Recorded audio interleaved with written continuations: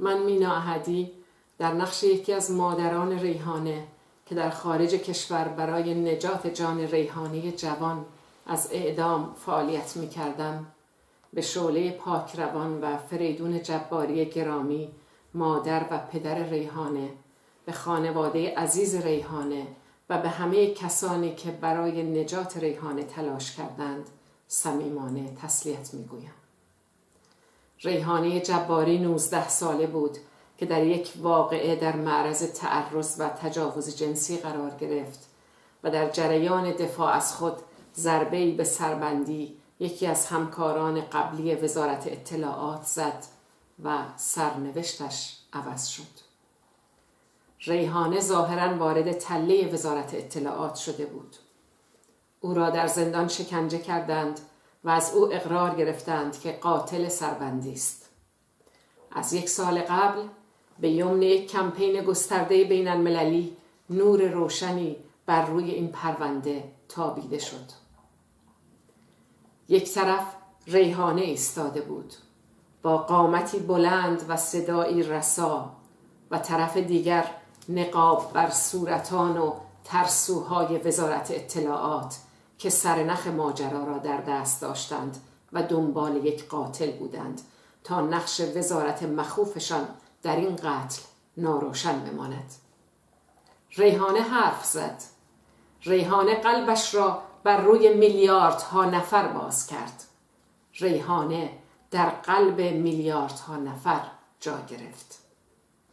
دنیا صدای او را شنید. صدای منطق انسانی یک زن را، صدای قربانی در معرض تعرض جنسی را که از خود دفاع کرده بود و در محضر حکومت اسلامی و مرد سالاری و زن ستیزی اسلامی متهم بود و باید تاوان پس میداد. ریحانه صدای اعتراض میلیون‌ها زن در ایران علیه زن ستیزی اسلامی شد و به تدریج در سطح بین المللی در جنبش علیه اعدام، در جنبش علیه قتل عمد دولتی عروج کرد.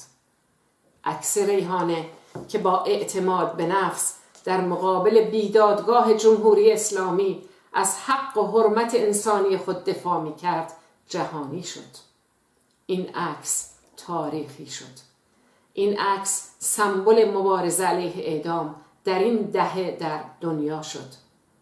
شب گذشته جمهوری اسلامی ایران و نقاب بر صورتان داعشی که تنها تفاوتشان با داعش در عراق و سوریه این است که حتی مسئولیت قتل را به عهده نمیگیرند و همواره جا خالی میدهند، ریحانه را از زندان شهر ری دزدیدند و با هلیکوپتر به جای نامعلومی بردند. مردم آنها را تعقیب میکردند. بزدلان جنایتکار حتی خبر کشتن ریحانه را از طریق سایت های خونینشان تصمیم و فارس نیوز اعلام کردند و سپس به خانواده و مردم در مقابل در زندان رجایی شهر گفتند ریحانه را کشتند و برای گرفتن پیکر ریحانه ساعت 8 صبح بیایید.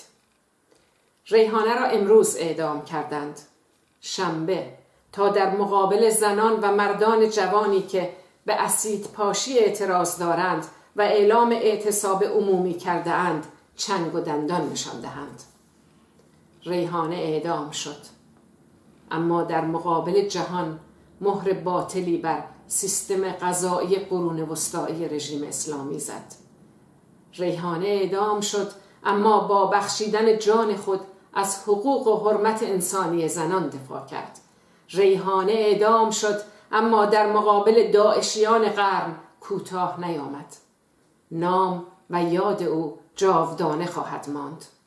کمیته بین المللی علیه اعدام از همگان دعوت می کند با برگزاری مراسم‌های همدردی، شب‌های همبستگی و ابراز همدردی عمیق با خانواده داغدار او، یاد او را در همه جای جهان گرامی بدارند.